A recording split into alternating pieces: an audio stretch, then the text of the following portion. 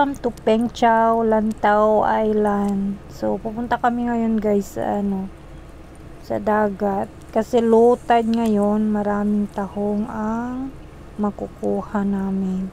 So, today, June 9, Sunday, day off namin. So, 2 days is day off namin. Bukas is holiday ulit. So, papakita ko sa inyo guys, ang daming tahong sa mga coral reefs. Bigla ang lakad guys. Ito wala sa plano. Niyaya lang ako ni Sis Jonabel na manguha ng tahong. Ayan, bagong gising ako dyan.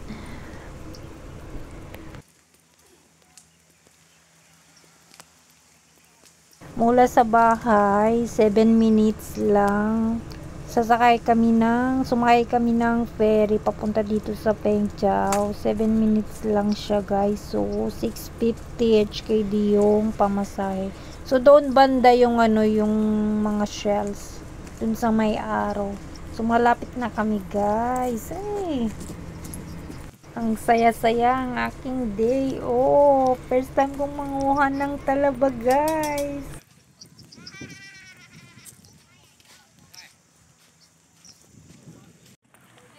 Tignan nyo, ang dami, nakakapit lang sila sa may bato. So, first time kong pumunta dito sa Peng Chau. First time ko din na manguha ng mga shells. Ayan siya guys, oh, tignan nyo, ang dami. Mawili ako sa pangunguha kasi ang dami, oh. So, sa pangunguha guys, kailangan mo ng gloves kasi masakit yung kamay mo. Magkasugat-sugat niyan pag wala kang gloves, at saka mas mabilis manguha pag may kutsilyo ka. Ayan, kasi makapit sila. So 2 years and 8 months na dito na ako sa sa Lantau. Ngayon lang ako makapunta dito sa Peng Chau. Imagine, ang lapit-lapit hindi ko pa napuntahan. Kaya ngayon napuntahan ko na. Ang dami palang blessing dito sa may dagat. Ayan, oh, kahit maliit, di ko na siya pinapatawad kasi nga first time kong makakita ng talaba dyan sa dagat. Ayan guys, nawili talaga ako sa pangunguha. Ayan, oh, lalaki nila yung mga kasama ko, yung mga malalaki lang yung mga kinukuha nila, pero sa akin, ako kuha na lang ako ng kuha para makarami.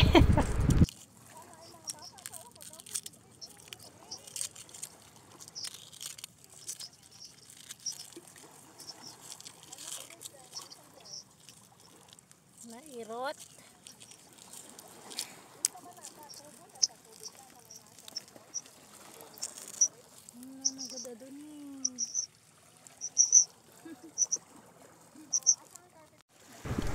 Ayan, oh, nakakatuwa, parang mushroom na tumubo sa mga bato. Ayan. Ayan, ang dami nila guys. Napakagandang experience to, manguha ng talaba sa dagat. Ayan, oh, may kutsilyo na ako. Pinahiram nila sa akin para makakuha ng marami.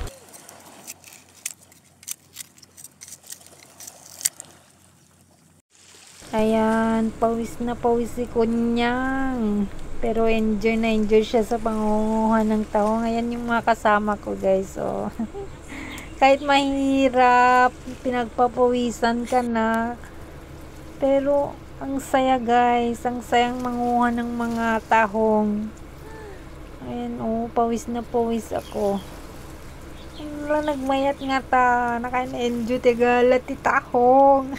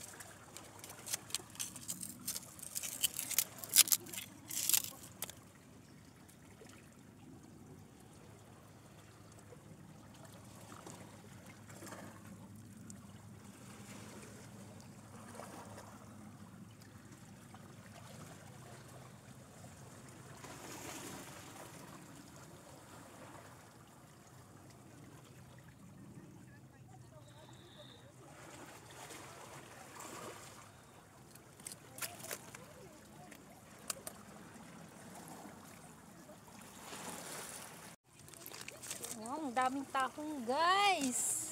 Namulot tayo ng tahong.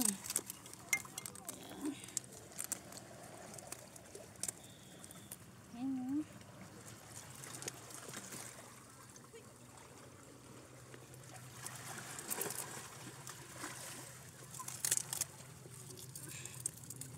Nakapit da lang. Narigat-tigalan o. Awang tikot silyo.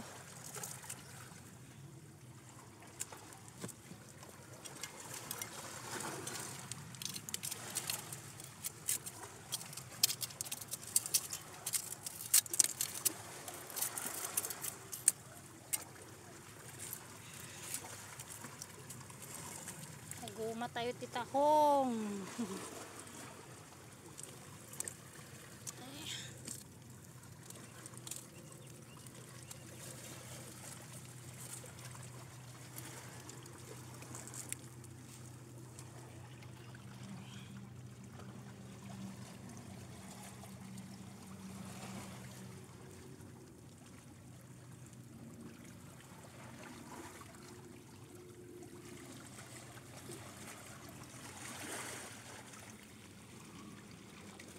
Mga kasama ko.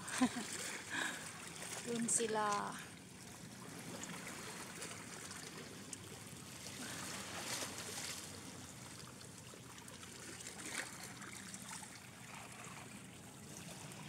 Ito na siya oh. So dumating kami dun ng mga 6 o'clock siguro. So mga 30 minutes siguro mga isang oras na. Ito na yung nakuha ko guys. Oh, ang dami.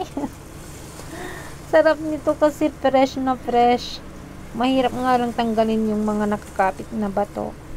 Mahirap nga lang linisin. Yan siya guys. Masarap to.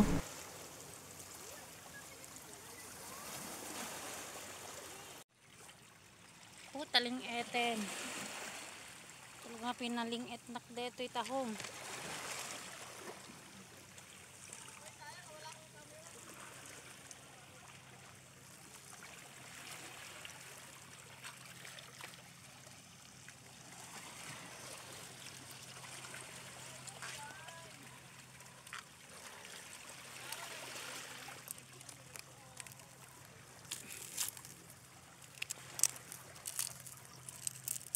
Ang sarap manguha ng tahong. Libre pulot.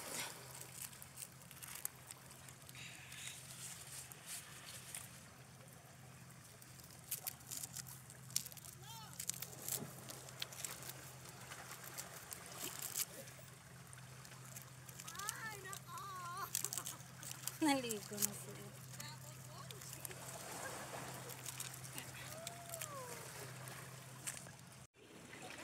Tulo pawis.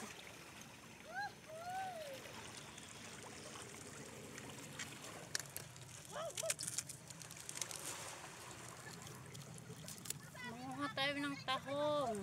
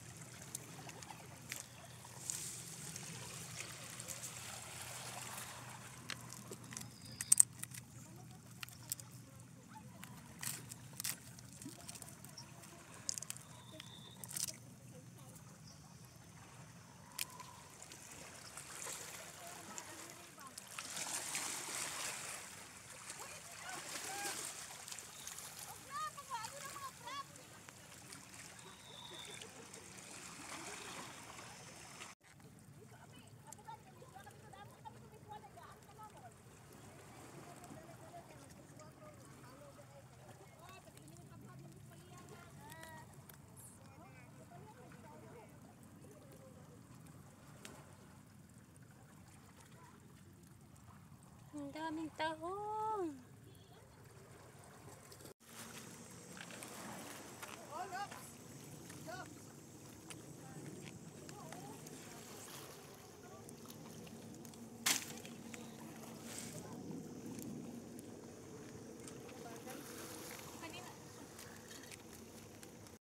Kita kami tagalala dito ni banda na ta. Suksukid dami. Alam nga siya kami panagala. Daw adupay ti panagala dito ko. So gawid kami. So yung ferry is 7:45. So habulin namin yung ferry papunta sa aming tirahan. Trinuli na nila guys kasi mabigat.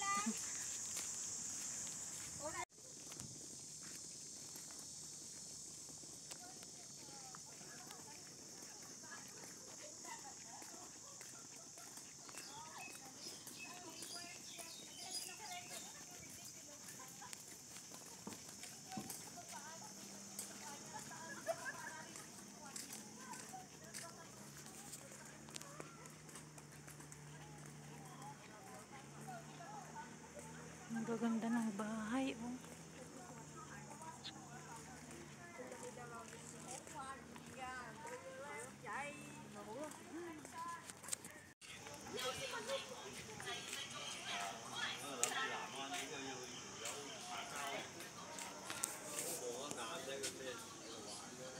見到你問下你係咪帶個蓋威啊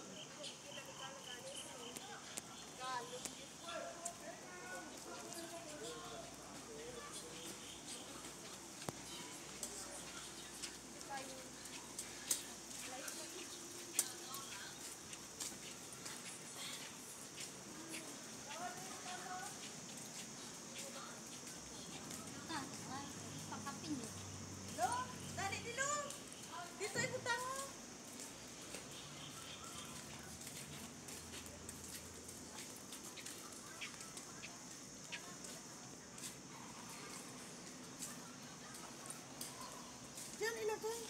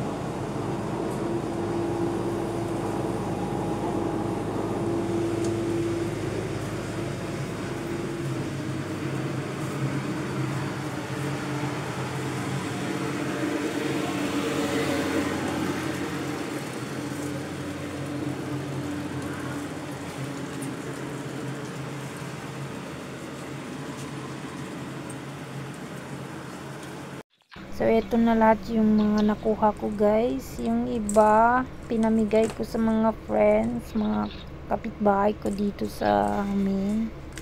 So, nagluto din ako ng adobo.